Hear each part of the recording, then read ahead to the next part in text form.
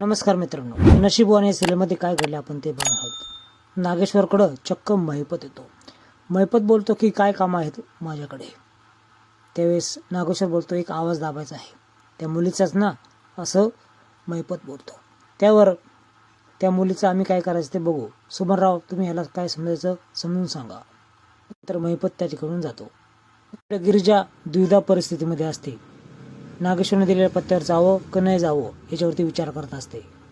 गिरिजा विचार करते की ज्या माणसाने आपल्या वडिलांचा जीव घेण्याचा प्रयत्न केला त्याच्याकडे जाऊ की नको जाऊ, मी कुणाला विचारू. त्यावेळेस ती सायलीला कॉल लावते.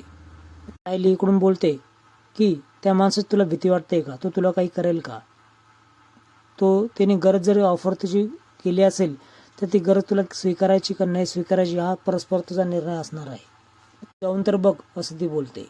ठरलेल्या ठिकाणी गिरिजा जाते. तिथे नागेश्वर आलेला असतो. मला या ठिकाणी का बोलवलं असं ती विचारते. तू एका निरपराध व्यक्तीला शिक्षा केलीस, तसं मी काही केलं नाही असं तो ग्वाही देतो.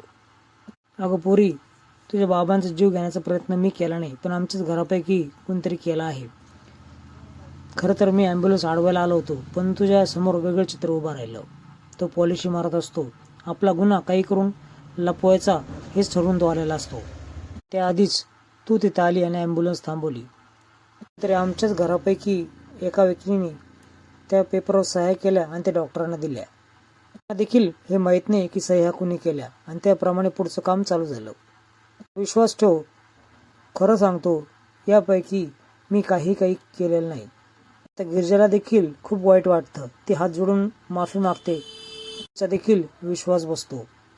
तिचं नाव सांगा असं ती आग्रह करते, पण आत्ताच सांगणार नाही असं तो बोलतो. त्यानंतर तो बोलतो, मला तुझ्या नशिबाची भीक हवी आहे. नशीब कुठं देता येतं का साहेब, असं ती बोलते. त्यावेळेस नशीब नात्याने जोडता तर येतं ना, असं नागेश्वर बोलतो.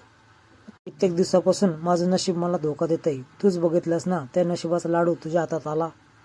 पुरी, तू नशीबवान आहेस, असं तो मुद्दाम तिची स्तुती करतो. त्यावेळेस गिरिजा बोलते, यामागं देखील तुमचा स्वार्थच आहे ना. स्वार्थ माझा एकट्याचाच नाही, तर माझ्या रुद्रप्रतापचा देखील आहे, असं तो बोलतो. आम्हाला समजूतगार आणि गुणी मुलगी सून म्हणून मिळेल अशी आमची इच्छा आहे, असं तो गिरिजाला बोलतो. नागेश्वर 3 ऑफर तिच्या समोर टाकतो. तुझं घर सोडून देतो, तुझ्या भावाची शिक्षणाची जबाबदारी देखील आम्ही घेतो, आणि तुझ्या बाबांचं ऑपरेशन देखील आम्ही करतो. फक्त तुला आमच्या रुद्रप्रतापशी लग्न करावं लागेल. तुझं नशीब आमच्या नशिबाशी जोडले जाईल. ईश्वर साहेब, मी जर नशीबवान असले असते तर मी एक पैशासाठी अशी वनवन फिरली नसते. तुमचा काहीतरी गैरसमज होतोय, असं गिरिजा बोलते. एक रात्री आम्ही उपाशी झोपतो आणि तुम्ही आम्हाला नशीबवान समजतायत.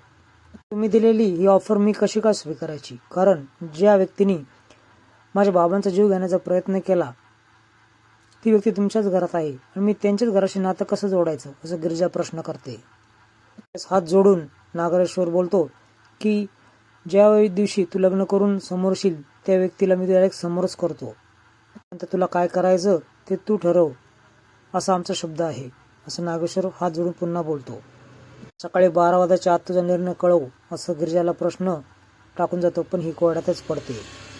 काही क्षणाचा विचार न करता ती थेट नागेश्वरच्या घरी जाते. आणि तुमची अट मला मान्य आहे, मी रुद्रप्रतापशी लग्न करायला तयार आहे, असं गिरिजा बोलते. ज्यावेळेस गिरिजा त्या ठिकाणी आलेली असते त्यावेळेस लाईट गेलेली असते. जेव्हा लाईट येते त्यावेळेस सर्व आजूबाजूला पत्रकार लोक असतात, आणि त्यांच्या देखत गिरिजा अशी बोलते. नागेश्वर गिरिजाची ओळख सर्वांशी करून देतो. गिरिजा रुद्रप्रताप घोरपडे अशी. ऋषीला तो खूपच राग येतो, कारण तिच्या मैत्रिणीच्या मुलीचं स्थळ हे रुद्रासाठी आणलेलं असतं.